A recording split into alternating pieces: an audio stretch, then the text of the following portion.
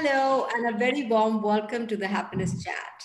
The festive season is here, and even in these restrictive days, I can't help but feeling festive. In India, during these months in particular, we celebrate the goddess. But today we want to talk about how we treat women in our lives actually. Don't give me glowing tributes when I'm gone. Say a few nice words to me while I'm still alive. These days, all we talk about are challenges, reinventing ourselves to face these uncertain times. Think about it. Women deal with challenges and reinvent themselves from the day they are born. They are adjusting and adapting every day. So, when a doctor said women recover better when attacked by COVID, I was not surprised at all. Resilience, another name for woman. I am not a feminist. I'm just calling a spade a spade. My guest today is a lady who has adapted through her phases of life and has done so beautifully. You won't believe her age, but at 71, she decided to start studying again and is now a motivational coach, besides being a wife, a mother, and a grandmom. Smiling always and laughing at the drop of a hat. It is my pleasure to welcome my guest today, Kamini Bhasin, to the Happiness Chat. It's great to have you here. Thank you so much for joining me today. Thank you, Shilpa. It's an absolute pleasure being here today. In fact, talking about resilience, I think no one can beat you in that. You took it all so beautifully. You battled it all with your absolute strength and beautiful attitude. You're an inspiration for everyone. And I admire you a lot, Shilpa. You're lovely. Thank you again for having me here. Thank you. Such beautiful, kind words. I am so touched. Thank you very much. Coming to our questions, we know childhood has a real impact on our personality. What was your childhood like? Shilpa, I had a normal childhood. It was very happy though. I remember my first memory is of about 2.5 to 3 years when I used to go and sit on a berry tree in our courtyard. That was the first house my father had taken in Jammu. And mom would look for me in the afternoon, and I'd be hiding behind the branches on the berry tree. And it happened for many, many days, I remember. My second memory is when I was a little more grown up and I was to choose between science and arts. So I asked both my parents, and both of them in unison told me, whatever decision you take, we are with you all the way. So they made me responsible for my own decisions from very young age. And my third memory is of loads of people coming to our house in Kashmir because we used to be mostly later on in Kashmir. And we had so much fun with all our cousins and our relatives and our friends and their children. We used to go bus loads to Pahalgam and Gulmarg and all the way singing, and that's all I remember. Such happy memories. And there was another one. I used to tell my parents to send me to Delhi every winter for my winter holidays. I didn't have one, but two sets of parents. So it was my own parents and my mom's sisters, elder sisters, husband and her, and all the siblings. So it was such an extended family. I just grew up having a ball. That's all I can say. That sounds so wonderful. In fact, I am also reminded of my childhood. And all I can remember, people, loving family, there was just what we say in Punjabi, ronak all the time happening. There always seems to be a party. The doorbell was ringing, tea was always being made in the house. And so recently I had an interview and somebody asked me about communication skills. So I said, when you are born and brought up in a household like mine, when you're talking to an 80-year-old grandmom and a 5-year-old cousin, communication skills is just so natural that we don't have Yes, to go and learn anything from anyone. yes.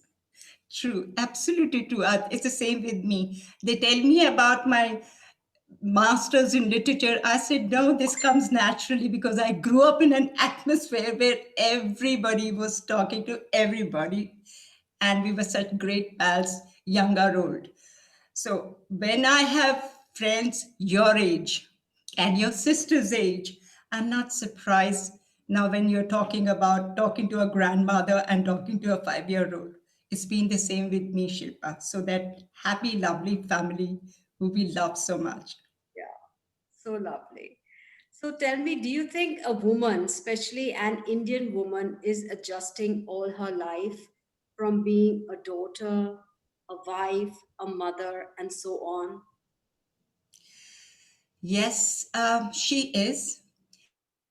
Some of us are lucky when we are not adjusting with our parents. I didn't have to. In fact, I got almost everything that I wanted. I wasn't spoiled. My mother was a disciplinarian. Yet, I know that I was never deprived of anything. I did my graduation in Delhi, and after that, I wanted to continue over there and do my master's. That was the only one time my father managed to blackmail me into going back to Kashmir, because he said, after 2 3 years you'll be married, and why don't you come and spend some time? And that's the only time. But otherwise there wasn't ever a no to me, and they didn't have to ever say anything to me, because I think the way mom, both of them brought us up, me and my siblings, it was super. We didn't have to hear any loud shouting, or I didn't have to. It was lovely.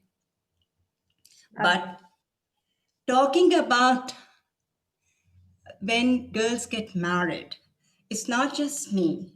I feel all the Indian women mostly do make a lot more adjustments than they do in the West. We are taught from the beginning, Pati Parameshwar. Not that with my generation I go, although many women of my generation believe so. I fortunately grew up with a very open minded family. So there had to be respect coming to me as well as me giving to my husband. But there were adjustments to be done because temperamentally, I was a very shy child. I was a meek girl. I loved fun, but here was an irrepressible atmosphere where I landed in Calcutta. So my first 9 months were fine because I was away with him alone in Bihar. But after that, I had to deal with everyone around. It took me time. And as they say, if you can't beat them, join them. So I joined them. So adjustment was done. It took time, but I did it. I think I have always adjusted very easily, fortunately for me, and learned very fast. I dare say I did top my masters. Probably something was there that helped me around. So going ahead, I know I had to give up my businesses many times because my husband needed help. But to me, it was important that I supported my husband fully, because the first time it happened was when he got jaundice and we had moved to Bangalore and he was starting a new business. So I had to take a flight because he wasn't allowed to walk. So I had to take a flight. I learned in 80s. programming, digital programming for the ad boards, and brought the equipment back in 4 days' time. And I gave all of that learning back to him. And then, of course, he did his bit because he picked up some brilliant students who worked with him. And the second time, when I had to again put my business on hold, was when I was already running my boutique. So for the first 2 years, I worked with him in the ad boards, and then I moved on. So my boutique was running already for 9 years, and he asked me to join him. By then, he was into furniture exports. Now I knew at the back of my mind that he'd had some bad experience with others, so he couldn't trust them. So I thought about it. I gave it a really good thought. It took me about 6, 8 months to decide because I was giving up my financial freedom and my own freedom because I could do what I felt like. Here I had to adjust with him if I were working with him. So I finally gave in, but then we drew some boundaries. It took a wee while for him, but for me, I had the boundaries in my head. So we managed it. And in the hindsight, I'm happy I took those decisions. And we came across beautiful, beautiful times after that because my children grew up well. And that was our aim, really, to see all four of us always together and see them well, having studied well and well settled. So I'm grateful to the universe for that. Awesome. So, Yeah. tell me, what were the major challenges that you faced during this course? This course means from the time you got married to all the adjustments to your children growing up. What were the major challenges? See, the major challenges were adjustment. That was the first thing because I was a shy girl, as I said. I never looked shy, but I was shy. I'm a recluse. I mix with everybody, but I'm a recluse. Even now, I'm the same. So I like my me time. I like my space. Yet I'm extremely friendly. So everyone thinks I'm their best friend, but I have very few selected friends. But that's the way I am. So so many parties in Calcutta and all of that. It took a bit of toll on me.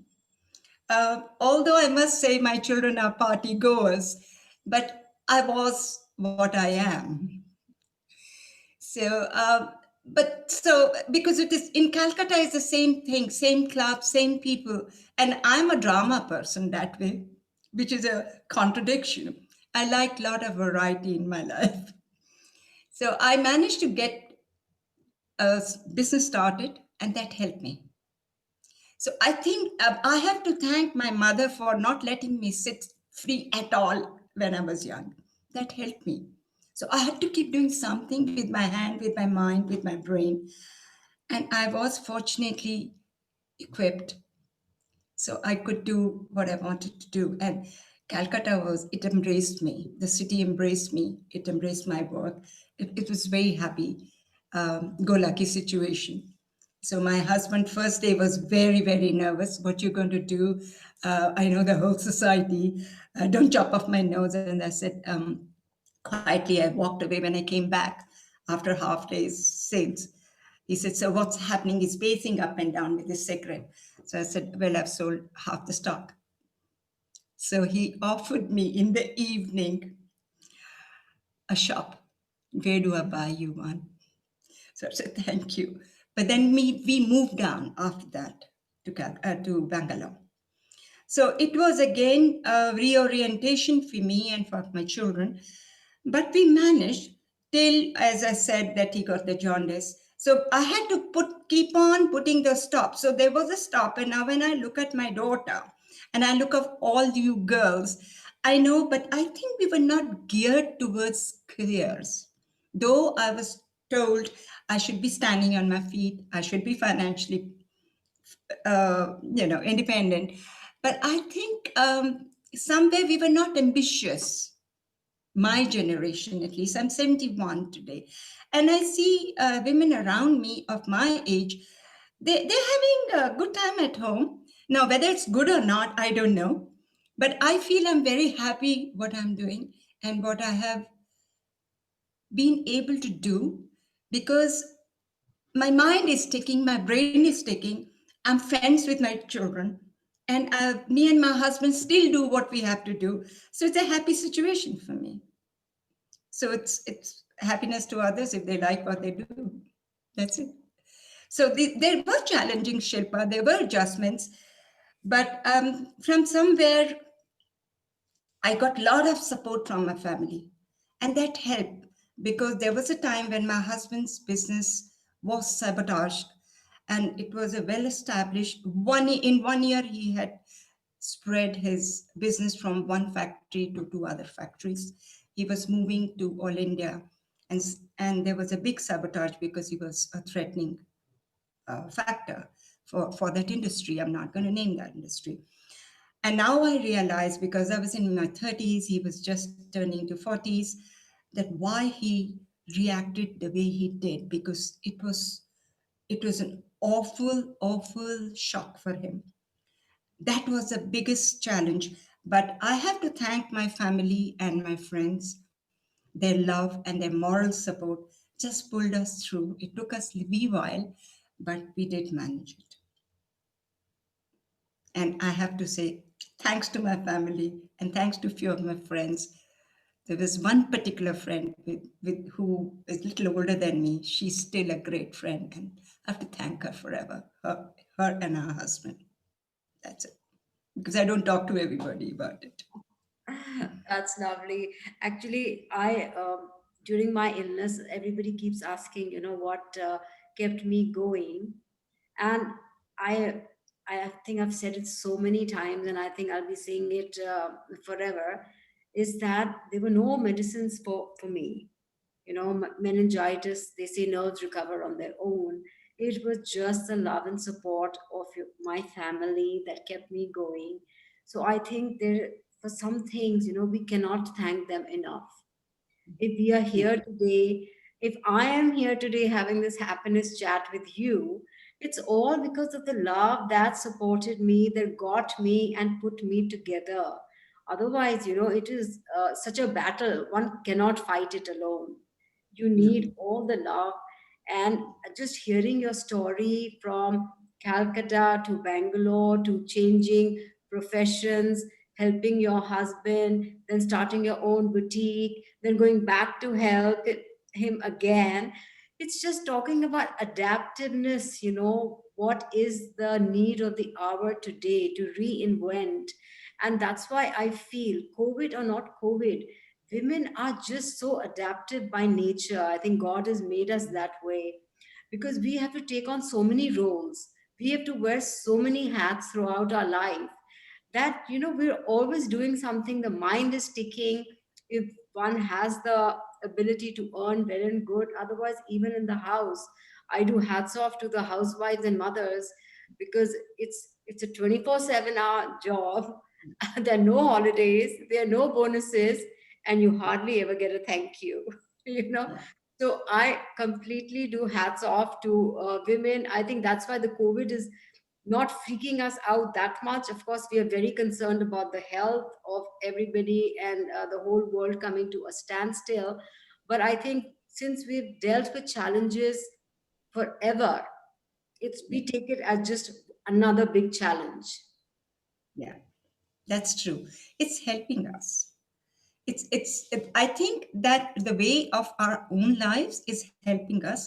But I have to say that the women who are housewives, in fact, I say hats off to you guys, because I can't cook every day. I can't clean every day.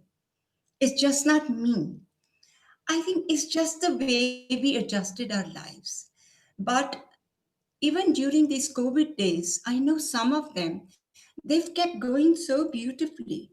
They've kept their husbands safe, especially at the 70s and in 70s, when the husbands are going, who play golf regularly, they have to be stopped from playing golf. And so she gets her she's managed to get everything possible so that he can be busy in the garden playing, practicing his golf, shots. So I think it's brilliant the way even husbands manage all this. So women are adaptive. Nature has made us differently. And I think that's why we are more emotional too, because emotion just emotion, always flowing. Always flowing. Absolutely. But Absolutely. then we have to even learn to control the motion of the emotions, because that does take a toll on the mental health of women mostly. And that we have to, I think that's where I feel that they have to become more aware, whether you're working or whether you're working from home and just looking after the home.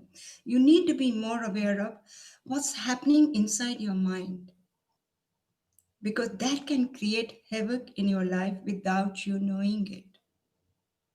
So this challenge that COVID has brought us, it's not just for those who are not working, it's for everybody. Even I went through a little bit of 1 week of not being able to sleep in the beginning of lockdown. And then I went to the root of it, and I realized, yeah, I had done those live sessions. I had set up meetings and I had to cancel those. I thought my life is set at that time, but it's not set. I have to reinvent myself. Let's go digital. So that's what's happening now. But I think I'm lucky, because to get out of your zone after 60 can be quite taxing for many. But if you've made the effort and you do it, you made it. You made a life for yourself. It's so beautiful because your children have flown the nest. You're all by yourself and your husband. You both can have a jolly good time because you are happy. Everybody else is happy around you. That's it. So I don't preach, but I do say it's a lot of fun. It's a lot of effort, but it's a lot of fun. So we need to break that glass ceiling as women, especially in India. Not only India, I see even women in the West, they take time to get adjusted. After men also, I have, I have, I had classmates who were from corporates. They had just retired. When I hear them talking, I said, it's not just women; it's also men. They also have inhibitions. So after a certain age, and that's what when I say motivational, it's just talking about your experiences of having to break your glass ceiling and say, I can do it and have a good life. Whether it's 5 years, 10 years, 15 years, or this moment, why not? It's such a beautiful life. It is. Absolutely. So, just 1 year ago, you went back to studying and now you're a motivational coach. What made you go this route? That's an interesting question, Shilpa. Me and my husband had taken retirement in 2009. That was premature, but we took it because our son was already working with us for some time. And I particularly felt, in fact, I was retiring first. My husband took surprisingly with me the jump. I thought psychologically, our presence was overwhelming, and he would come late and things like that. And when I would ask, there was no answer. So I told my husband, I can sense it. I think the presence. He says, she's my guru, to the customers who'd come and all of that. So I said, no, I think he needs to spread himself now on his own. We are okay. The business is there. So he had taken it to a certain level. I knew he could do better. So I just retired myself from there. And my husband followed suit because of whatever reason he thought with my daughter and my son-in-law. And I was already doing saris. So Simran had set up this business for me, thinking mom would not sit still, she will do something. So she kept saying, "This is for you." I said, "How can you be spending money for me?" So I started towards the end when I realized after a year she's losing interest. I said, "What happened here?" So she said, "I told you this is for you." So anyway, so I started putting in money. I said, "I shouldn't feel guilty. I'm depending on my daughter." Anyway, I carried it forward, Shilpa, for next 80 years.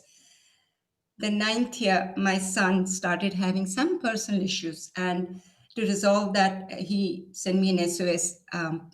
Mom, join me. I need your help. So I waited for him to say it 2, 3 times again because I didn't take him seriously. I thought he's doing very well for the last 8 years. He's done it himself. Then finally, when he said, "I'm serious," I said, "Okay, I'm closing down my business for this because after that, to get back into it is going to take time. When you're doing high fashion stuff, it changes so fast. So you have to start again." And by then, I was just too experienced in my fashion business, knowing what is going to happen. But I said, "All right, it's not the money; it's the mental peace and the happiness of everybody around." So I joined him for a year and a half to 2 years, and then by 2018, when I saw that he was back in action and he was ready to take over, I said, "Caps, I'm going to heal my feet now because I've got my psoriasis had flared up of 18 years old, certainly would not heal." So I took that time off. I healed myself for about 5 months. I got my legs stronger, my feet stronger. They were all okay. So I took a trip to Himalayas.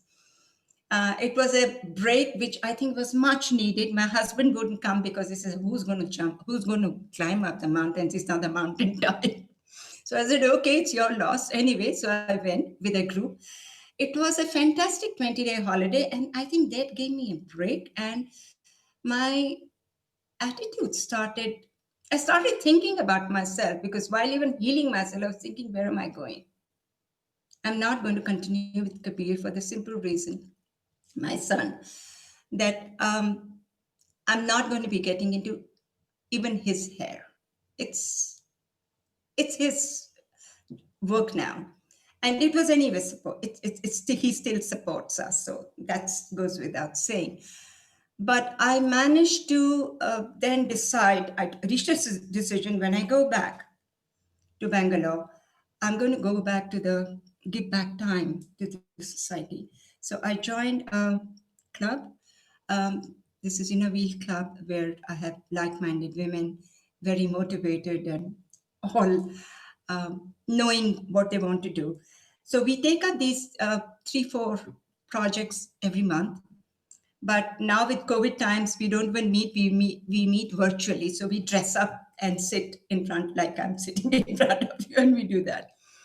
And those who can go out and do the projects. The second thing was you asked me about why did I take studies. I have been academic, and I knew this is one part of my job, that I need to do service. But the second part is my brain needs to keep ticking because I'm not doing any creative work anymore. So I searched and researched, and I realized that this is the thing which is going to satisfy me. Here I'm going to learn new things. It's going to be a great effort learning, but it is every moment worthwhile. It just fires neurons in my brain when I learn anything interesting and new.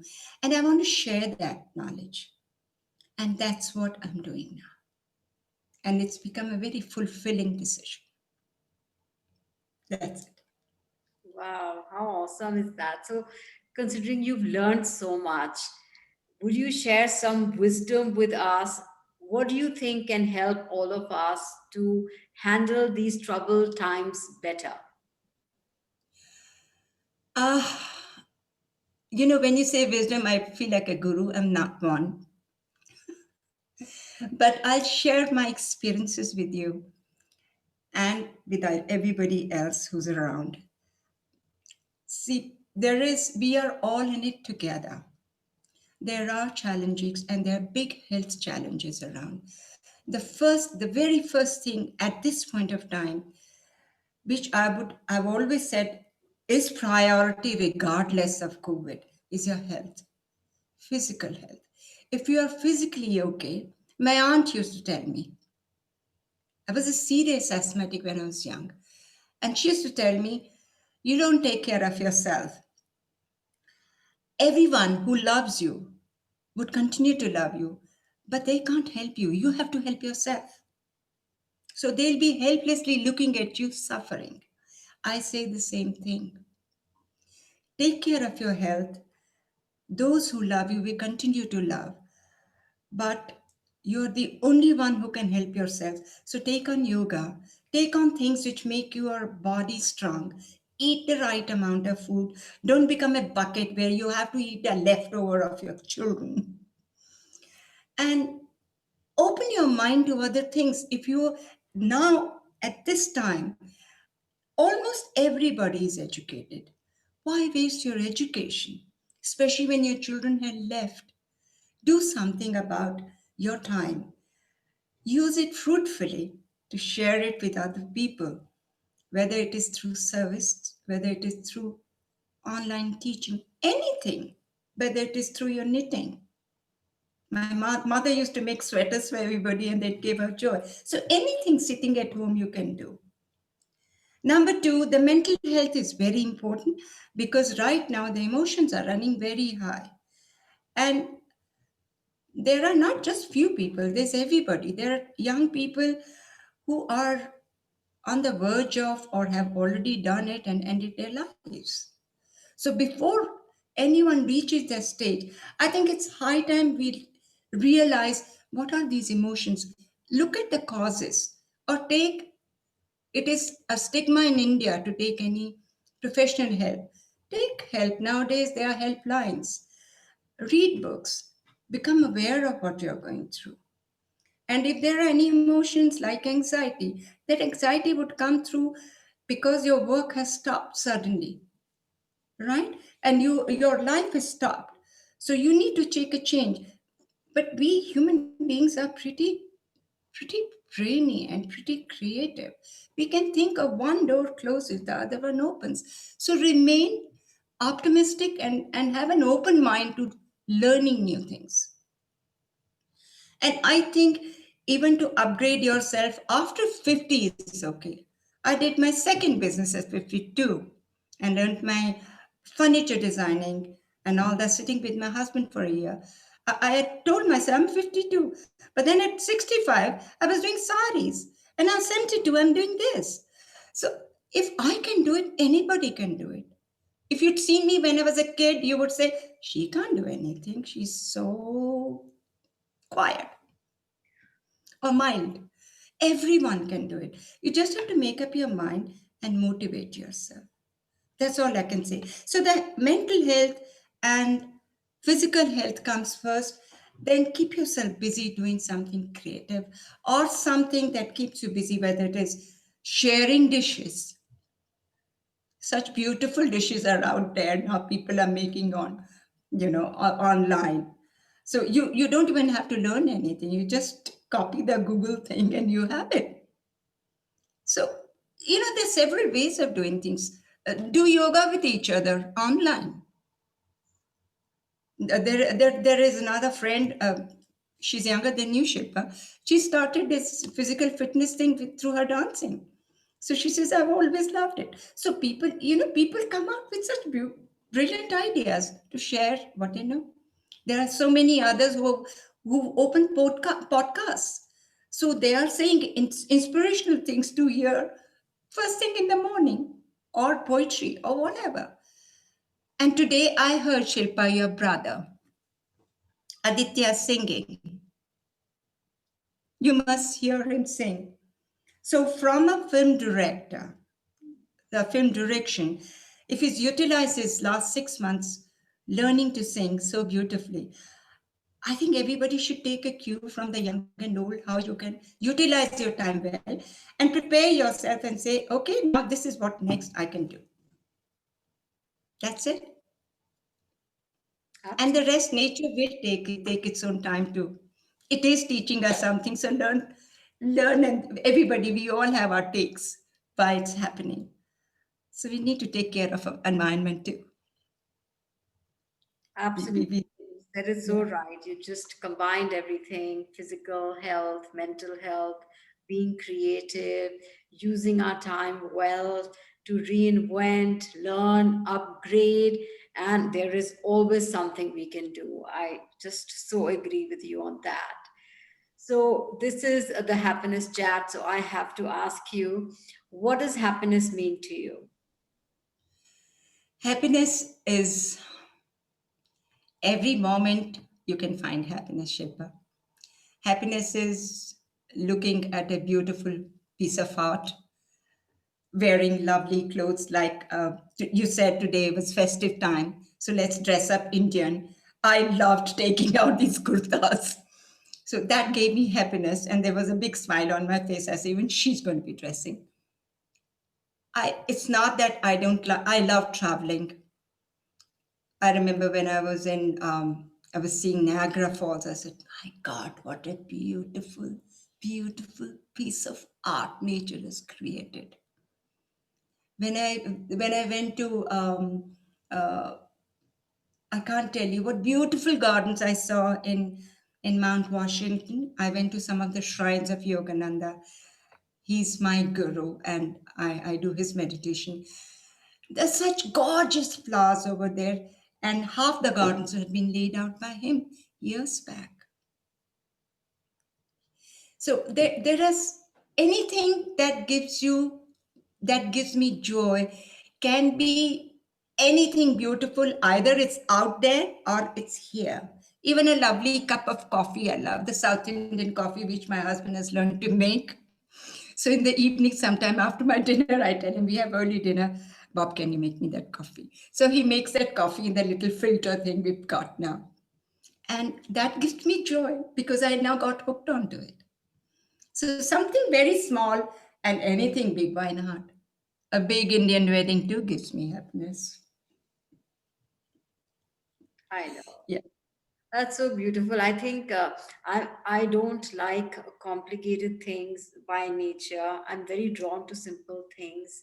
And I think the reason I'm drawn to a subject like happiness is because it is actually so simple. And I love to keep hearing everybody's definitions about it. And the more I talk to people, actually, most people's definitions are so simple. Because I mean, for me, if I on the radio I hear one of my favorite childhood songs, I am so happy. You know, drinking my coffee, I'm happy. Chatting with a school friend about all the naughty things we did, catching up with my cousins. I mean, it's just such small things. Nowadays, we're not catching up physically. There are Zoom calls, but there's chitter, chatter, laughter. You can see the joy just flowing. I mean, it is just so beautiful. And bringing our conversation, our lovely conversation, to a close, I think we're lucky to have been born and nurtured in families that gave us so much love, good values, and most important, the freedom to choose our path. But I think it's seriously high time that the society at large gives the due respect to the hand that rocks the cradle. Thank you so much for joining me today. It's been so wonderful talking to you. Shilpa, I totally agree with you. Thank you for having me here. Today is a special day. And when you talk about women, I've seen so much of it around me since I was growing up. Mom used to help so many girls getting remarried at the time when it was supposed to be a stigma. And I would wonder, and she said, you know what, doing Kanyadan is punya. And I understand because giving a new life to a girl is important. So we've got a lot of stigmas in our society. I think we need to get rid of them. You still hear of so many things. So people need to treat women like human beings, whether they're their wives, their mothers, or their daughters. That's all I can say on this very auspicious time. Thank you very much, Shilpa. It was Totally my pleasure being with you today on these chats. Thank you. Thank you so much. Today was a tribute to women, and I'm so happy to have a phenomenal lady like you as my guest today. And for the others, until we meet again, be happy, be safe. Thank you. Thank you, Shilpa. Thank you very much indeed.